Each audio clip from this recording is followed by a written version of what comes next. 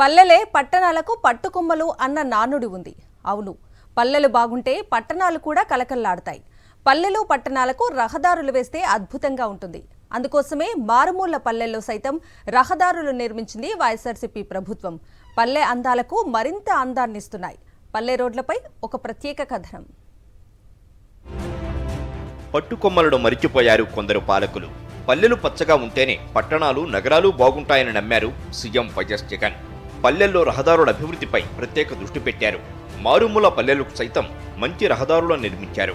విశాఖ పల్లెల్లో అందమైన రహదారులు దర్శనమిస్తున్నాయి. నర్సీపట్నం నియోజకవర్గంలోని గొలుగొండ మండలం విప్పలపాలెం గ్రామ రహదారి ఇది. ఒకప్పుడు ఈ గ్రామం నుంచి కే గాదెపాలెం వరకు గతుకు రోడ్డు ఉండేది. దారి మొత్తం గుంతలు రాళ్లతో నిండి ఉండేది. ఈ పరిస్థితి ఇప్పుడు పూర్తిగా మారిపోయింది. వైఎస్ఆర్సీపీ ప్రభుత్వంలో 40 లక్షల వ్యయంతో 1.3 కిలోమీటర్ల దూరం రహదారి నిర్మించింది. వైఎస్ఆర్సీపీ ప్రభుత్వం వచ్చిన తర్వాత కేవలం నగరాల్లో మాత్రమే కాకుండా మారుమూల గిరిజన గ్రామీణ ప్రాంతాల్లో కూడా రోడ్లు వచ్చాయి. ఈరోజు చూసుకుంటే నర్సీపట్నం నియోజకవర్గంలోని గొలుగొండ అనే ప్రాంతంలో మనం ఉన్నాం. ఇది ఒక రకంగా చూసుకుంటే ఒక మైదాన ప్రాంతాన్ని అలాగే గిరిజన ప్రాంతాన్ని కూడా కలుపుతూ వెళ్ళే ప్రాంతం. అయితే గతంలో చూసుకుంటే ఈ రోడ్లు సరిగా లేక ఇబ్బంది పడే పరిస్థితి. ఈ దశలో ఈ రోడ్డు పడడంతో ఈ రైతులు అలాగే ఇతరులు కూడా కొంతవరకు సౌలభ్యం వచ్చింది. ఈ దశలో ఈ ప్రాంతానికి చెందిన ప్రజలు మనతో ఉన్నారు. చెప్పండి, ఈ రోడ్డు ఎక్కడి నుంచి ఎక్కడి వరకు వెళ్తుంది, అట్లాగే ఇంతకుముందు ఎలా ఉండేదండి? ఇంతకుముందు శుభ్రం పాడైపోయి ఉందండి. ఇప్పుడు బాగు చేశారండి, బాగుందండి రోడ్డు. ఇప్పలపాలెం నుండి గాదంపాలెం దాకా వేసారండి.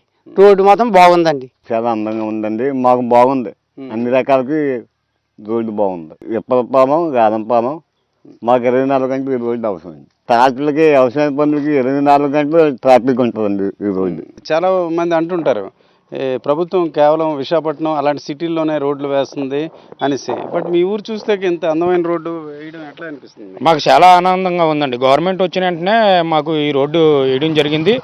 మాకు అన్ని విధాలుగా కూడా ప్రజలు అయితే చాలా ఇబ్బంది పడేవారు. ఈ రోడ్ల మీద వెళ్తూ వర్షం పడినప్పుడు అయితే చాలా ఇబ్బందిగా ఉండేది. కానీ ఇప్పుడు రాష్ట్రంలో జగన్మోహన్ రెడ్డి గారు ముఖ్యమంత్రి అయిన తర్వాత, అదేవిధంగా ఇక్కడ గణేష్ గారు ఎమ్మెల్యే అయిన తర్వాత మొట్టమొదటిగా మా గాదంపాలెం పంచాయతీని గుర్తించి గాదంపాలెంకి రోడ్డు ఇచ్చారు. అలాగే మాతో పాటుగా 4 పంచాయతీలకి సంబంధించిన ఇలాగా రోడ్లు కూడా ఇవ్వడం జరిగిందండి. విశాఖపట్నం నగరంలోని చాలా రోడ్లు విస్తరించడం అలాగే కొత్త రోడ్లు వేయడం జరిగింది. అయితే నగరానికి సమానంగా కూడా గ్రామీణ ప్రాంత ప్రజలకు కూడా మేలు కలిగించే రీతిన ఈ రకంగా రోడ్డు వేయడం జరిగింది. ఇది ఒక రకంగా గ్రామీణ ప్రాంతం అయినప్పటికి కూడా ఇక్కడ నుంచి నేరుగా వెళ్ళినట్లయితే కొన్ని గిరిజన గ్రామాలకు కూడా వెళ్ళే పరిస్థితి. మొత్తానికి చూసుకుంటే ప్రభుత్వం కేవలం కొన్ని వర్గాలకు మాత్రమే కాకుండా అన్ని వర్గాలకు కూడా మేలు చేసే రీతిన ఈ రోడ్లు ఉన్నాయని మనం చెప్పుకోవచ్చు. కెమెరా పర్సన్ రాజుతో రామచంద్రరావు, సాక్షి టీవీ, గొలుగొండ నుంచి. వాస్తవానికి అనకాపల్లి జిల్లాలోని పలు నియోజకవర్గాల్లో గిరిజన గ్రామాలు ఎక్కువగా ఉన్నాయి. ప్రధానంగా నర్సీపట్నం, వడ్డాది, మాడుగుల, చోడవరం, పైకారావుపేట నియోజకవర్గం సరిహద్దుల్లో ఎన్నో గిరిజన గ్రామాలు ఉన్నాయి. అక్కడక్కడ విసిరేసి ఉన్నట్టు కనిపించే ఈ గ్రామాలకు మౌలిక వసతులే కాదు, సరైన రహదారులు కూడా కరువే. ఇలాంటి పల్లెల్లో వైఎస్ఆర్సీపీ ప్రభుత్వం వచ్చిన తర్వాత మంచి రోడ్లతో సకల సౌకర్యాలు ఏర్పడ్డాయి. పల్లెను కలుపుతూ రహదారులు వేయడంతో అత్యవసర పరిస్థితుల్లో అంబులెన్సులు కూడా క్షణాల్లో పల్లెలకు చేరుతున్నాయంటున్నారు పల్లెవాసులు.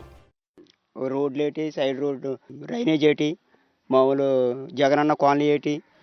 అది కాదు, ఈ రోడ్ల గురించి చెప్పండి. ఇక్కడ నుంచి మీ ఊరు నుంచి గాదంపాలెం కూడా మెయిన్ రూట్ అయిందండి. అది ముందు ఎలా ఉండేది? అప్పుడు అంతకుముందు రాళ్ళు ఉండేయండి. అప్పుడు యాక్సిడెంట్ అవ్వడం లేకపోతే ఆటోలు కొంచెం టర్నింగ్లు అయ్యి ఉండి ఆటోలు అయితే పోవడం, బళ్ళు గుద్దుకోవడం అలాంటివి ఉండేయండి. ఇప్పుడు అలాంటిది ఏమి లేదండి. గొలుగొండ మండలంలోని పల్లెలకు రహదారులు నిర్మించడంతో ఎంతో సౌకర్యంగా ఉందంటున్నారు.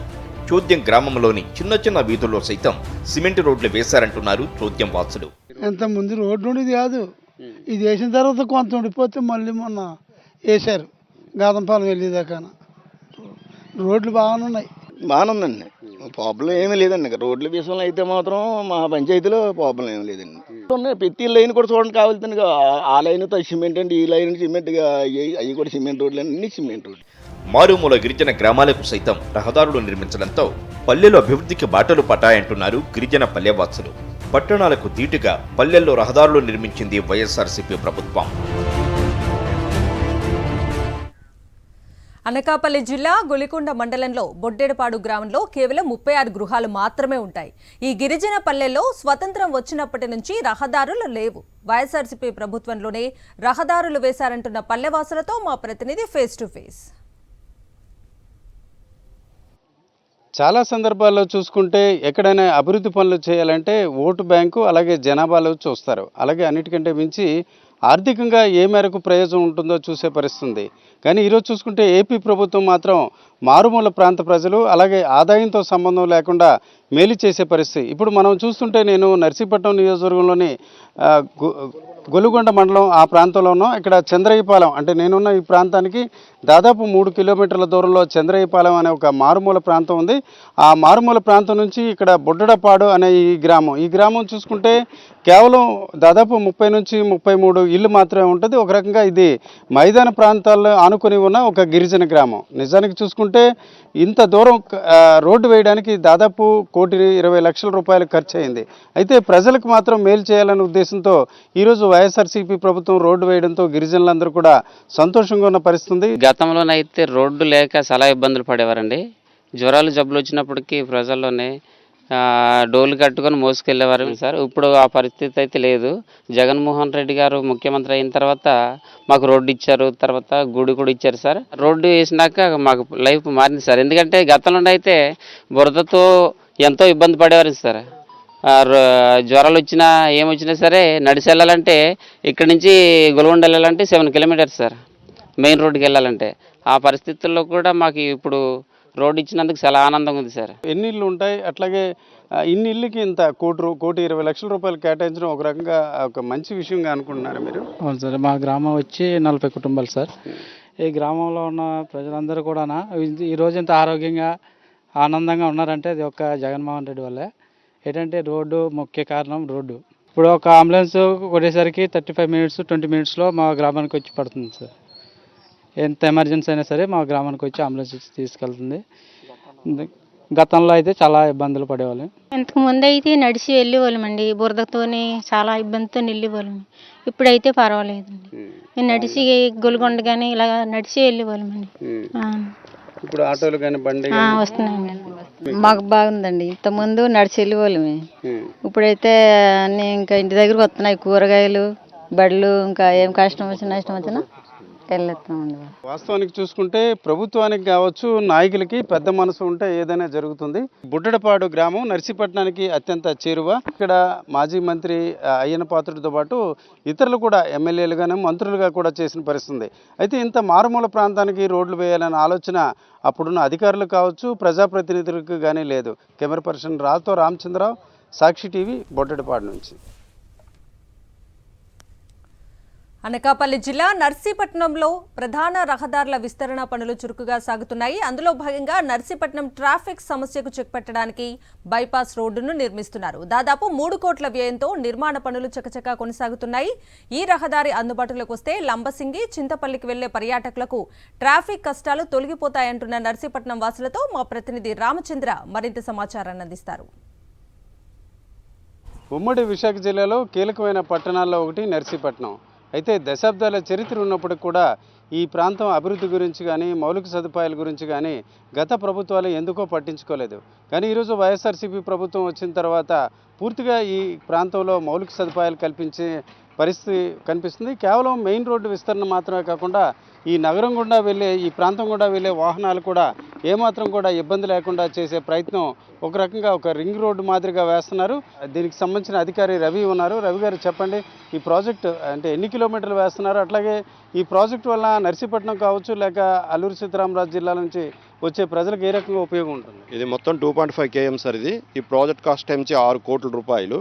ఇది చింతపల్లి రోడ్లో ఉన్న వెంకటేశ్వర స్వామి గుడి దగ్గర నుంచి చోడవరం రోడ్లోకి వెళ్ళే ఏపీ ట్రాన్స్కో వరకు దీని విస్తరణ జరుగుతుందండి. దీనిలో మొదటి భాగంగా మేము 1.5 kmని తీసుకోవడం జరిగింది. ఈ 1.5 kmలో మొత్తం జిఎస్బీస్ అయితేనే వెట్టవిక్స్ మొత్తం వేయడం జరిగింది.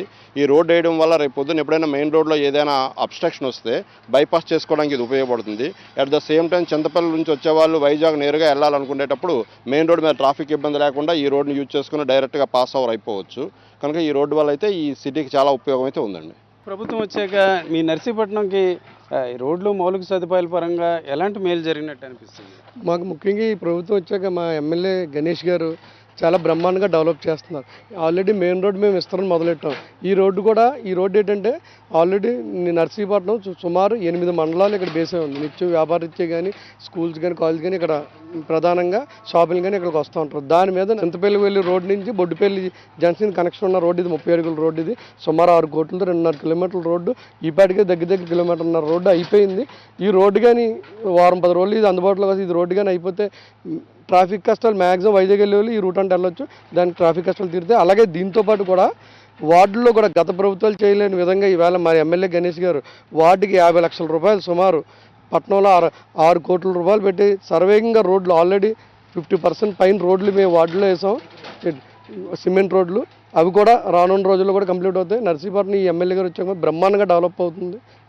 దానికి సీఎం గారి సపోర్ట్ కూడా ఉంది. నర్సీపట్నంలో చిన్నది ఏదన్నా దారిలో ఒక వెహికల్ ఏమైనా ఆగిపోయినప్పటికీ, లేదనుకుంటే ఒక స్కూల్ వదిలిపోయినాడు అనుకోండి, లేదంటే సాయంత్రం పాటు అనుకోండి, విపరీతమైన ట్రాఫిక్ అండి. చాలా ఇబ్బందులకు గురవుతున్నారు జనాలు మటుకు ఈ విషయంలో. ప్రతిరోజు కూడా ఉదయం స్కూల్కి వెళ్ళే టైంలో కానివ్వండి, సాయంత్రం స్కూల్ నుంచి ఇంటికి వచ్చే టైంలో కానివ్వండి, ఏదైనా సపోజ్ ఒక ర్యాలీ జరిగినప్పుడు కానివ్వండి, ఏదైనా సరే వర్షం పడినప్పుడు కూడా ఏదైనా చిన్న కొంతలైన పడినప్పటికి కూడా విపరీతమైన ట్రాఫిక్ ఉండేదండి.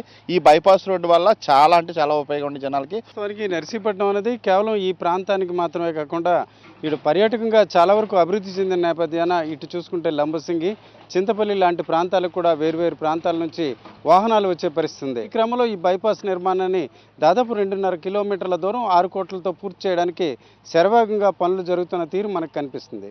కెమెరా పర్సన్ రావుతో రామచంద్రరావు, సాక్షి టీవీ, నర్సీపట్నం నుంచి.